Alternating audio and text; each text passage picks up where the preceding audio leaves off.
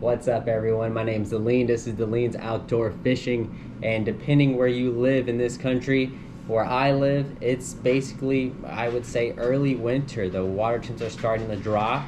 When I was on the lake today, they were in like the 50s. You know, it's getting down. It's starting to get down there, and winter can be hard. It can be very hard. There's not many people that like fishing in the cold. I hate the cold, and I hate fishing slow. I'm a very big power fisherman, but one of my biggest confident baits in fishing colder water temps, a lot colder water temps than what I would like to fish, is the jerk bait. This one right here is the Berkeley Stunna 112+1. This is the shad fillet color. It's got chartreuse on the bottom, translucent in the middle, and a bluish purple color up top. It is a very beautiful design bait by Berkeley. It came out last year. It's their newest line of jerk baits. It's on a 7-foot rod, Berkeley cherry wood HD. Well, 7 foot. I have it on my Shimano SLX DC. I like it because I can cast it at pretty far distance and get that distance out there to really work that bait in the column and keep it in the strike zone. We're gonna go across 3 important tips that I go with when it comes to fishing this jerk bait, or any jerk bait in general when I'm on the water. And yeah, so it should cover pretty much anyone for beginners who haven't fished a jerk bait very often and they want to get out there this winter and really catch them. So hope you enjoy the video.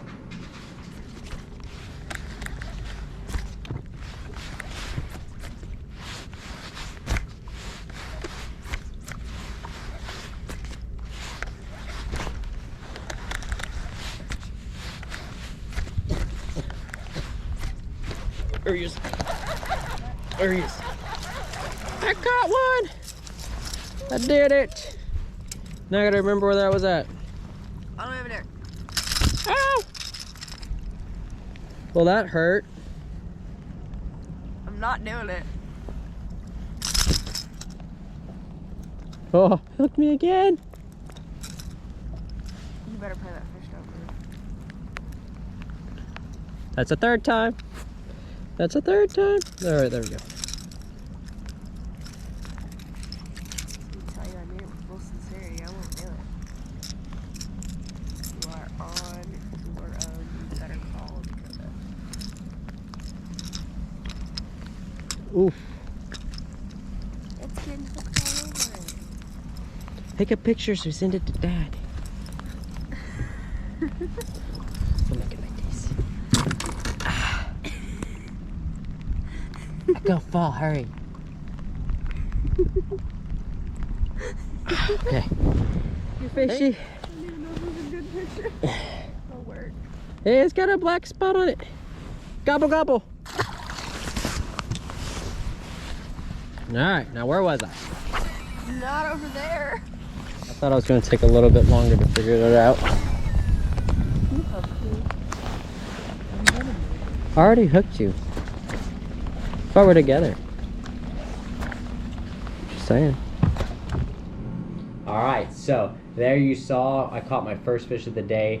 And for tip number 1 is your fix that a little bit. Is your jerk bait pattern. So my pattern that I always go with is 2 jerks, pause, and another jerk. So it can vary. Sometimes I do 2 jerks and I let it sit for just a second or 2, and then I'm going back at it again. And in this video you could see on the first part I was going kind of fast because I just got out there and my main objective was to find fish, to get bait, see where they're at. So I was just trying to cover some water, trying to figure out which water column they're at. On the graph I saw lots of schools in the deeper water range from anywhere from 15 to 25 feet. So I fished parallel to the bank and I was just going from water column or water depth deeper and deeper until I got bit. And I got bit as the usual about the 10-foot range. So I did 2 jerks, pause, 1, and for me almost all year round, that jerk pattern has been very successful for myself. You know, you need, for others, it might be a little bit different. You, depending where you're at in the country or the water temps you're at, you might need 3 jerks, 4 jerks, I don't know. You might need to pause it even longer than what I was doing in this video. But you just gotta, you know, test the waters, figure it out until you get bit, which can be a little irritating and time consuming in my opinion. But two jerks and with a pause, 2 jerks, pause, and another jerk, pause, back to 2. That's always been the pattern that I've been going with fishing a jerk bait.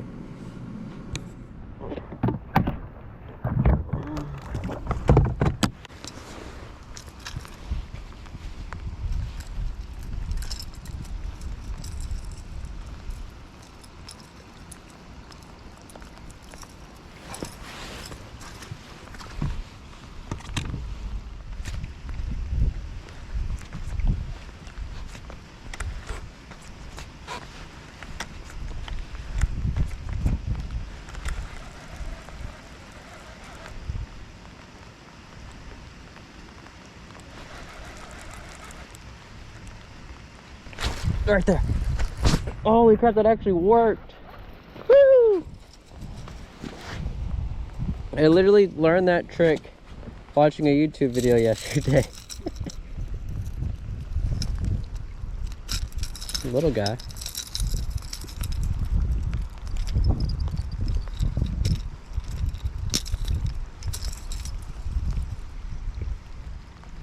He's so cute.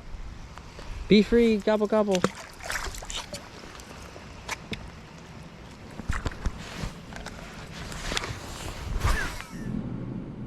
Alright, as you saw in this clip, I did something a little different. I went from doing my usual jerk pattern. I did my usual jerk pattern, and then I stopped and I decided to do something, and that was reel it a couple of times, 3 or 4 times, then stop and do rapid reels. And I paused, did it again about 3 times, pause, and on the pause that fish bit. If you go back and you look at my line in that video, you would notice that line went from slack to straight tight. And what happened there was I knew there was fish in the area, and I just had to get them to bite. And so far the 2-to-1 pattern wasn't working. And I actually watched a YouTube video before this of a guy talking about his jerkbait. His name's Mikey Balls Fishing. I don't know if I said that right. I probably never do. I'm really bad with words. But he was explaining that you know, change the pattern and do the retrieval. 3 reels, stop. And when I would see the jerkbait doing that in the water as I was testing it by the boat, to me that really replicated a dying bait fish, with just got that sudden burst of energy to go, then it stopped.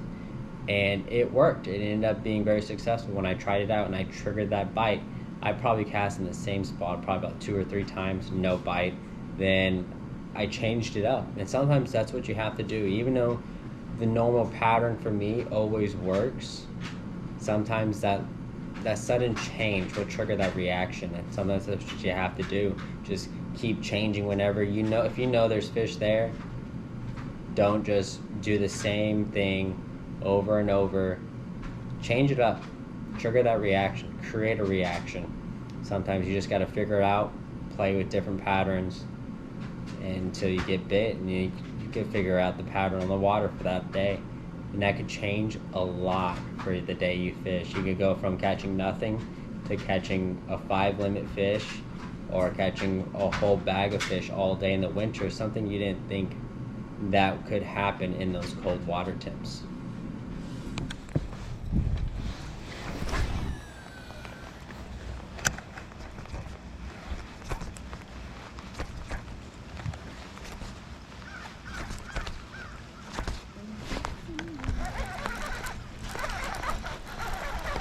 There's a tree over there, and then I pull the fish, and it's monstrosity.